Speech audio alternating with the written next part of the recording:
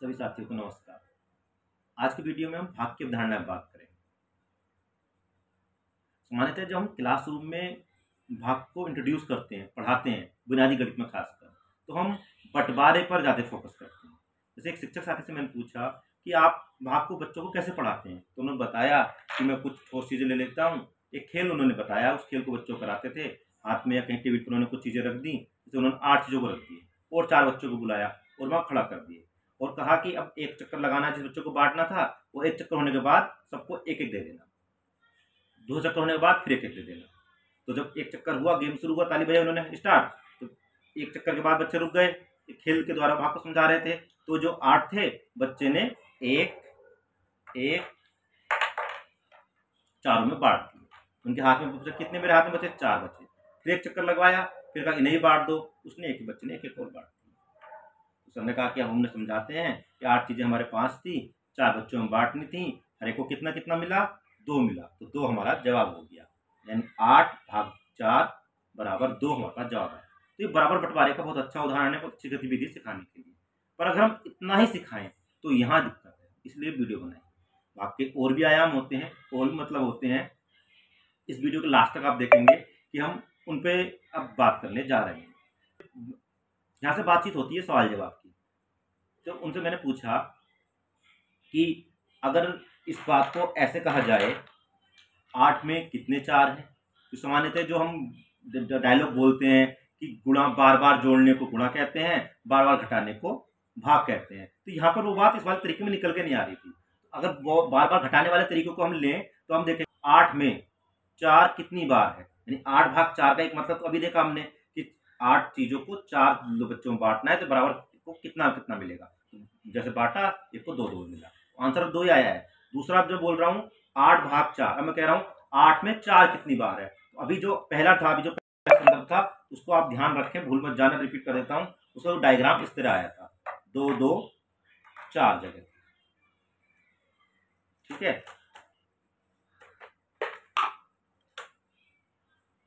अब आपको शायद थोड़ा सा अच्छे। दूसरा जो एग्जाम्पल दे रहा हूं मैं, दूसरा मैं कह रहा हूं कि 8 में 4 कितनी बार है।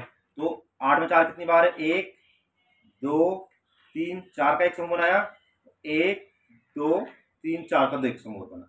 तो जवाब अभी भी 2 आ रहा है। 8 में 4 यानी 4 का एक ये बना है ग्रुप, 4 का एक ग्रुप ये बना। 8 में 4 कितनी बार, अब पहले से पर ये अलग है, प्रस्तुतिकरण हो गया। तो अब ये समूहीकरण, 8 में समूह कितने हैं, तो इसमें हम देखें 8 में पहले 4 हटाए, 8 - 4 बराबर 4, फिर 4 में 4 हटाए 0। जो बार बार घटा की बात करते, घटाव की, ये वो तरीका है ना।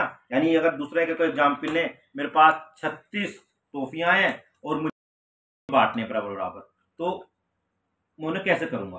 तो एक तरीका तो ये है, बच्चों को खड़ा करूं और एक एक को देता रहूं, है ना। तो हर बच्चे को एक एक राउंड में पहले 9 बढ़ जाएंगी, फिर 9 बढ़ जाएंगी, फिर 9 बढ़ जाएंगी।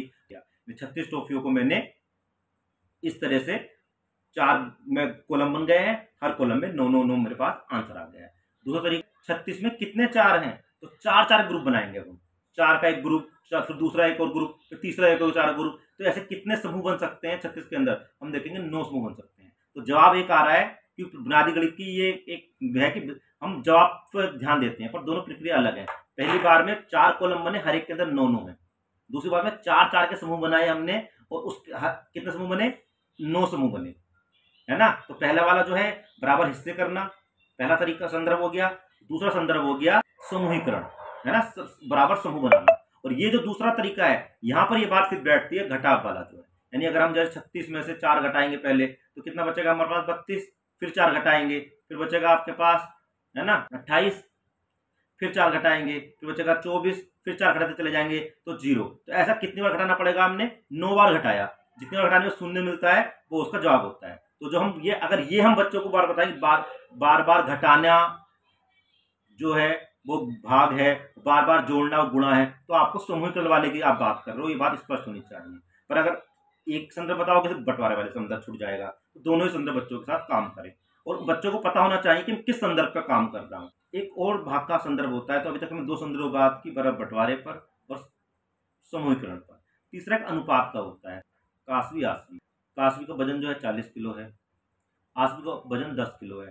तो कास्वी आस्वी कितने गुना है, पर ये बुनियादी गणित का हिस्सा नहीं है, ये 6, 7, 8 में अनुपात के रूप में हम पढ़ाते हैं। तो भाग पर जब बच्चों के साथ काम करें तो 2 संदर्भों में शुरू में जरूर काम करें, जो हमने वीडियो में देखा। 3 संदर्भ पे 6, 7, 8 में काम करना होता है। और एक बात बता दूं, गणित की प्रकृति जो होती है वो संचय होती है और सोपान क्रमिकता होती है। सारी अवधारणाएं एक दूसरे से जुड़ी होती हैं। तो शुरुआत में बच्चे जो नियम बनाते हैं, हो सकता है आगे जाके वो नियम अलग तरह से काम कर रहा हो, तो उसके दायरा एक बताना होगा। क्योंकि गणित में जो नियम बनते हैं वो इस तरह नहीं बनते कि 4 के साथ, 5 के साथ, 10 उदाहरण फिट बैठ रहा है, 1000 फिट बैठ रहा है। हो सकता है कि एक कोई काउंटर एग्जाम्पल दे तो सारी इमारत ढह जाती है। क्योंकि गणित में सुसंगत तर्कों पर गणित चलता है, उनसे गणित को एन के लिए सामान्यीकरण करना पड़ता है। हम एग्जाम्पल देखकर ऐसा नहीं कह सकते। जैसे हमने अभी उदाहरण लिया, 8 को 4 से भाग किया 2 आया, है ना। 100 को 25 से भाग करेंगे 4 आएगा। जितना भी प्राइमरी क्लास में बच्चे गणित करते हैं तो बच्चों के मन में हमने नियम बन गया कि जब भाग करते हैं तो आंसर छोटा आता है ना। एक सिंपल नियम बन सकता है। सहमत है क्या इससे? तो यहाँ लिमिट बांधनी पड़ेगी। ऐसा हमेशा नहीं होता। भाग के दायरे आगे क्लास में बदलते हैं। तो जब बच्चे भिन्न संख्या सीख रहे होंगे तो अगर एक एग्जाम्पल लीजिए, 1/2 को 1/4 से भाग कीजिए, आधे को चौथाई से भाग कीजिए। तो क्या करते हैं, 1/2 को हम भाग करेंगे गुणा 4/1, 2 आंसर आ गया। आधा और 2 तो कौन बड़ा है भाई? 2 बड़ा है ना। तो आंसर तो आना चाहिए था भाग करने पर छोटा, ये तो बड़ा आ गया। तो बात कैसे घूम गई? तो पहले जो शर्त थी प्राकृतिक संख्याओं में, तो हमारी बात ठीक हो जाएगी। प्राकृतिक संख्याओं में जो भाग करते हैं तो छोटा मिलता है, और भिन्न संख्या प्राकृतिक संख्या नहीं है, एक अलग डोमेन खुल गया है। तो यहाँ पर वो नियम नहीं चलने वाला है। इस बात को समझें। जैसे मान लो मेरे पास एक पेज है, इसका मैंने आधा किया, आधे में कितने चौथाई है? यानी 1/2 को मैं 1/4 से भाग कर रहा हूं। इसका मतलब क्या है, 1/2 में कितने 1/4 है? 1/4 किसके हैं? एक के, जो पूर्ण है, ये ध्यान रखना है। तो उस एक के कितने 1/4? एक ये, एक ये, 2 1/4। यहाँ टाइम से मतलब है, बार से मतलब है। 1/4, 1/4, 2 बार 1/4 है इस आधे के अंदर। ये 2 उस 2 से अलग है, प्राकृतिक संख्याओं से अलग है। क्योंकि यहाँ एक नया डोमेन खुल रहा है, तो यहाँ एक नया नियम बन रहा है ना। यानी पहले हम जो नियम बना रहे थे कि छोटा भी आ सकता है, भाग जब करने में छोटा मिलता है, तो यहाँ पे ऐसा नहीं हो रहा, हमारा आंसर बड़ा भी हो सकता है। क्योंकि यहाँ बड़ा क्या हो रहा है, टाइम से। तो ये अलग तरह से भाग ओपन हो रहा है, यहाँ अनफोल्ड हो रहा है। तो इस बात का ध्यान रखें कि जब हम बच्चे कंजक्चर अपनी क्लास छोटे नियम बना रहे होते हैं, तो ये ध्यान कि गणित में नियम इतनी आसानी से बनते नहीं है कि आपने 10 उदाहरण 20 उदाहरण देखे और कहने की ऐसा ही होता है। तो हो सकता, क्योंकि यहाँ पे आपको एन के लिए सामान्यीकरण करना पड़ता है निगमन तर्कों के आधार पर। तो होप आपको वीडियो अच्छी लगी होगी। लाइक कीजिए, शेयर कीजिए, सभी साथियों तक ये पहुंचे। और बुनियादी क्लासों में ध्यान रखें, जब हम भाग पे काम करें तो शुरुआत में ठोस चीजों के साथ बच्चों को बराबर बंटवारे और समूहीकरण दोनों के भरपूर मौके दें। उसके बाद संबंध यही बताएं, जैसे 12/3 = 4, तो 12/4 = 3। ये दोनों नतीजे पर बच्चे पहुंच चुके, दोनों के संदर्भों को बच्चा समझ सके कि एक भाग के फैक्ट से दूसरे भाग का फैक्ट जुड़ा रहता है। और जब बच्चा भाग से पहले गुणा तो सीख चुका होता है ना। तो बच्चा ये भी सोचेगा कि 12 भाग अगर 4 लिखा हुआ है तो 4 को मैं कितनी बार मैं करूं, गुणा 4 को कितनी बार लूं कि 12 आ जाए। तो गुणा की मदद से भाग को पहुंचने की कोशिश कर रहा होता है, जो अमूमन नेचुरल है, जो इसने गुणा सीखी है अभी। तो तो जो भाग और गुणा में संबंध है उस पर बात करें। उसके बाद जब बच्चा ये दोनों रियल लाइफ सिचुएशंस में करना शुरू कर दे, अब हम एकल चर वाले भाग की तरफ बढ़े, है ना।